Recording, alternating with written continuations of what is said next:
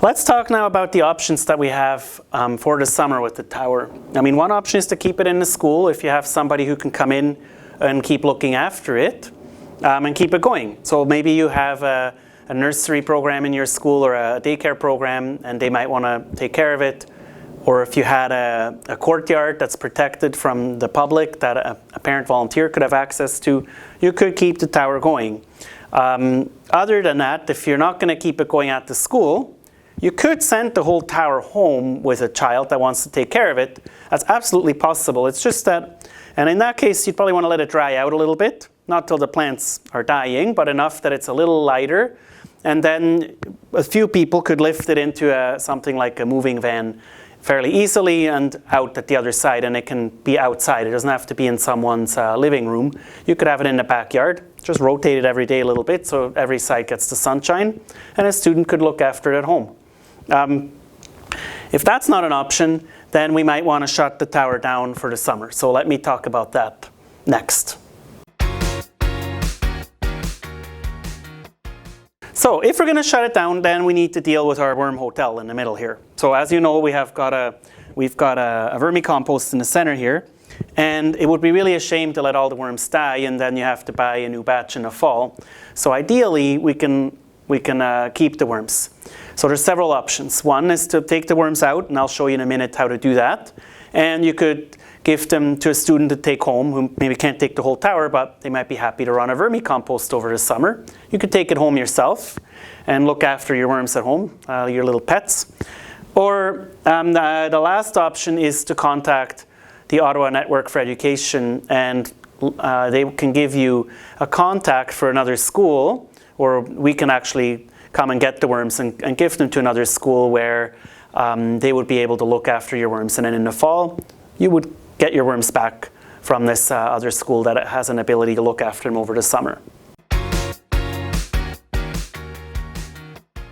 So let me now show you then how to get the worms out. And by the way, this will also show you how you would maintain it during the year if the tube fills up, it gets all full with food. And let's actually just go over that. So we have a little bit of food. So let's say you've been doing your job. You've been, giving lots of good food to your worms here. And always remember that after we feed them, we put some brown matter. This could be shredded paper, or in our case, dry leaves on top. Don't want it to stink. And the worms need that to lay their eggs. So we've topped it off, and look at that. It's full. So that means we should empty out some of the compost in there. So let's see how we do that. And you would need to do that probably a few times during the year, and definitely at the end of the school year if we want to get our worms out. So what we will do is we will need something to sort of poke this stuff down probably, because to get the compost out, we will pull out this drawer, which we normally never touch. But now we'll pull it out, and we'll have a look here. There's some beautiful vermicompost here. And I see a worm, which is good. That means the colony's alive. Put that off to the side. But now you can see, I'll pull out the drawer, there's nothing in it. So we got to poke it down. So if you have a meter stick or a tube or something, you can do that. And that's what we'll be doing now. We'll poke some of this material down. The worms don't really mind this too much. There we go. Let's see how we're doing down here. Nope, not yet. We got some vermicompost out. And what you'll want to do first, you'll get dirty. Get your kids involved in this. This is fun stuff. Let's see what's in here. And we'll just look through this and see if there's any live worms in it. And there are. So I can see some worms crawling around in here. That means that this part is still decomposing. So it's not ready to be just taken and be thrown into your garden for general use, which is of course the end goal. So at this point, we would probably keep this in our vermicompost for the summer. Or if you're trying to do maintenance during the year, just put it back in, and hopefully it will sink down fairly quickly and you'll still be able to add more food. So let's finish getting all the vermicompost out, and we'll talk about what to do next. So as we move up in the column, you'll start to get to the sections where there's still more worm activity. So here you can see lots of worms. They're actively decomposing the food you've been giving them. So this is where you definitely want to keep that in the tower. If there's only a few worms left, like that first part, then you might be able to just use that in your garden. But here where there's lots of worms in it, you can tell that there's still lots of decomposition happening, and that would be the active part of your vermicompost. Okay, let me point out something quickly here. You see lots of white little pieces in there, and those are eggshells.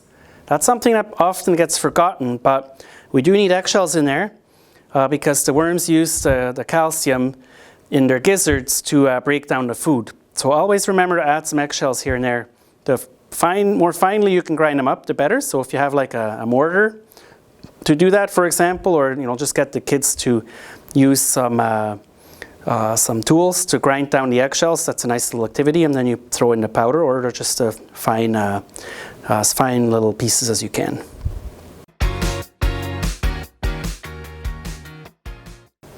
All right, so all of our vermicompost is out. I got pretty dirty hands. If you're doing this with children, I would recommend wearing gloves. And at this point, it'd be a good time to go and wash. We should put all the vermicompost that we have into a large bin and either transport it to another school or send it home, or take it home yourself. It's all out. Basically, the tube is empty, so there's nothing else you have to do there. We'll talk in a minute about cleaning up some more, but first, let's go and wash our hands.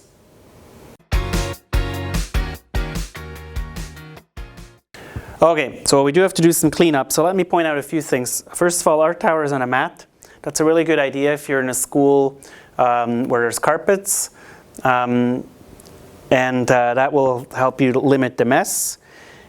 We also put out some paper here to try to keep it from spreading too far. Something that you could do for this kind of cleanup is actually to get a tarp and lay out the tarp and then roll the tower onto the tarp. That way it's really easy to clean up afterward. I definitely recommend that with a new tower setup. And if you have a carpet, that's a great idea. So let me just talk about how we want to clean it up. There's one thing to keep in mind is that there's some holes right in the middle of the tower. So as you're pushing this vermicompost down, there's probably some of it went through those holes and landed underneath the tower. So we need to clean out right underneath there. Probably quite a bit of stuff that we want to get out. And we'll also want to clean in here quite well. So I would recommend, getting all the gritty stuff out and then taking some wet towel and just cleaning that out so that it's clean for the coming year. And we'll be putting all that in here with the rest of our vermicompost. And let's try to not make a giant mess. Maybe with children you want to clean up a few times as you go, because once it's on people's shoes, it spreads really quickly. And this vermicompost, it's black earth, which is great for the garden. It's not so great for your carpets. All right, I just wanted to point out one thing. Here's a whole apple core. You can throw it in whole like that, but as you can see, it hasn't really been taken apart by the worms. They don't have that many places to attack them. This, though you can see lots of worms on it. It would be good to cut those kinds of things up. So if you have a knife that's safe for your children to use, cut it into chunks that are no larger than an inch on a side, and that will just allow things to decompose faster. Always a good idea. Okay, so finally, once all our vermicompost is out, and we've cleaned it up as well as we can, we need to make sure to store it safely somewhere in the school. There's nothing dangerous about the soil, but we don't want anybody to mess with it. And we want it to be in good shape when we get started again in the fall. The lights are breakable, and we should store it all together, I would say. And keep the lights somewhere where your summer visitors aren't going to accidentally break them. So behind lock and key is probably best.